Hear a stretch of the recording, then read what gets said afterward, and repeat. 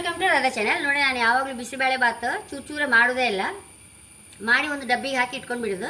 ಹಾಗಾಗಿ ಯಾವಾಗಲೂ ಮಾಡ್ತಾ ಇರುತ್ತಲ್ಲ ಬಿಸಿಬೇಳೆ ಬಾತ್, ಹಾಗೆ ಅದಕ್ಕೆ ಬೇಕಾದ ಐಟಮ್ ಎಲ್ಲ ನೋಡಿ: ಕಡಲೆಬೇಳೆ, ಲವಂಗ, ಚಕ್ಕೆ, ಉದ್ದಿನಬೇಳೆ, ಮೆಂತೆ, ಕೊತ್ತಂಬರಿ, ಡ್ರೈ ಕೋಕೋನಟ್, ಕೊಬ್ಬರಿ, ಮತ್ತು ನೋಡಿ ಒಣಮೆಣಸು. ಇದಿಷ್ಟು ಇಟ್ಕೊಂಡಿದೆ. ಇದೆಲ್ಲ ಎಷ್ಟೆಷ್ಟಿತ್ತು ಕಾಂಬ. ಈಗ ಮಸಾಲೆ ಹುರಿ ತೋರಿಸ್ದೆ ನೋಡಿ. ಚೂರು ಎಣ್ಣೆ ಹಾಕೊಂಡೆ ನೋಡಿ. ಮೆಂತೆ ನೋಡಿ, 1 ಟೀ ಸ್ಪೂನ್ಗಿಂತ ಚೂರು ಇಷ್ಟು ಮೆಂತೆ ಹಾಕೊಳ್ಬೇಕು. ಇಷ್ಟು ಮೆಣಸಿಗೆ ಕಡಲೆಬೇಳೆ 1 2 3 4 5 6 ನೋಡಿ. ದೊಡ್ಡ ಸ್ಪೂನ್, ಇದು ಟೇಬಲ್ ಸ್ಪೂನ್ ಹೇಳ್ತಾರಲ್ಲ ಅದು. 6 ಟೇಬಲ್ ಸ್ಪೂನು ಕಡಲೆಬೇಳೆ, 1 2 3 4 ಟೇಬಲ್ ಸ್ಪೂನ್ ಉದ್ದಿನಬೇಳೆ ನೋಡಿ. ಚಕ್ಕೆ ಸಾಧಾರಣ 1 ಮುಷ್ಟಿ ಹಾಕೊಂಡೆ ಚಕ್ಕೆ.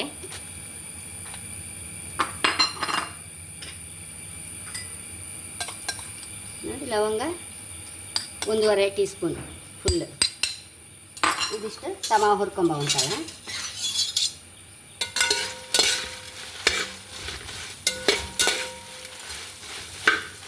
ನೋಡಿ, ಇಷ್ಟಪ್ಪ ಬೇವನೆಲ್ಲ ಹಾಕೊಂಡ್ಬಿಡ್ತೆ. ಬೇವನೆಲ್ಲ ಪರಿಮಳ ಲಾಯಕ್ಕಿತ್ತು ಬಿಸಿಬೇಳೆ ಬಾತಿಗೆ.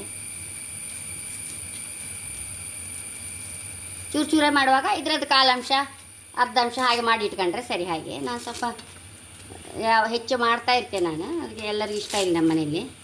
ಮಾಡಿ ಇಟ್ಕೊಂಡ್ಬಿಡ್ತೆ ಖಾಲಿ ಆದ ಕೂಡಲೇ. ಹಾಗೆ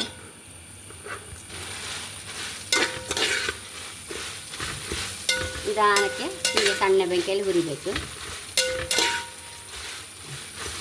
ಕಡಲೆಬೇಳೆ ಸರಿ ಹುರಿತಲ್ಲ, ಹೀಗೆ ನೋಡಿ ಕೆಂಪಾಯ್ತು. ಈಗ ಕೊತ್ತಂಬರಿ ಹಾಕೊಂಡ 1 2 3 4 5 ಟೇಬಲ್ ಸ್ಪೂನ್ ಕೊತ್ತಂಬರಿ ನೋಡಿ. ಟೇಬಲ್ ಸ್ಪೂನ್ ಅಂದರೆ ಗೊತ್ತಿತ್ತಲ್ಲ, ದೊಡ್ಡ ಟೇಬಲ್ ಸ್ಪೂನು. ಟೀ ಸ್ಪೂನ್ ಅಂದರೆ ಸಣ್ಣದು. ಹಾಗೆ ಇದನ್ನು ಸ್ವಲ್ಪ ಹೊತ್ತು ಹೊರ್ಕೊಂಬ.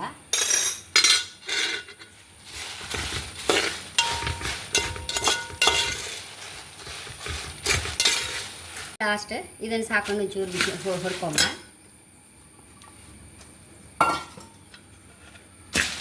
ಒಂದು 5 ನಿಮಿಷ ಹಿಂಗೆ ಹುರ್ಕೊಂಡ್ರೆ ಸರಿ. ಮಿಕ್ಸಿಗೆ ಹಾಕೊಂಡೆ ಇದನ್ನೀಗ ಹುಳಿ ಮಾಡ್ಕೊಂಬತ್ತೆ. ಪ್ಲೇಟಿಗೆ ಹಾಕಿತ್ತೆ.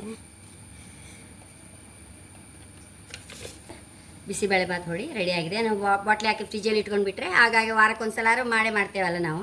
ಹಾಗೆ ಮಾಡ್ಕೊಂಡ್ರೆ ಹೈ ಕ್ಲಾಸ್ ಟೇಸ್ಟ್. ಅಂಗಡಿನ ತರೋಕ್ಕಿಂತ ನಾವೇ ಮಾಡ್ಕೊಂಡ್ರೆ ಇನ್ನೂ ತುಂಬ ರುಚಿ. ಇದು ನಮ್ಮ ಮನೇಲಂತೂ ಈ ಬಿಸಿಬೇಳೆ ಬಾತ್ ಪೌಡ್ರು ತುಂಬ ಇಷ್ಟ ಎಲ್ಲರಿಗೂ. ಹಾಗೆ ಈ ಟೈಪಲ್ಲಿ ಮಾಡಿದರೆ. ಹಾಗೆ ನನ್ನ ಚಾನಲ್ ಇಷ್ಟ ಆದರೆ ಸಬ್ಸ್ಕ್ರೈಬ್ ಮಾಡಿ, ಲೈಕ್ ಮಾಡಿ, ಕಾಮೆಂಟ್ ಮಾಡೋದು ಮರಲೇಬೇಡಿ. Thank you.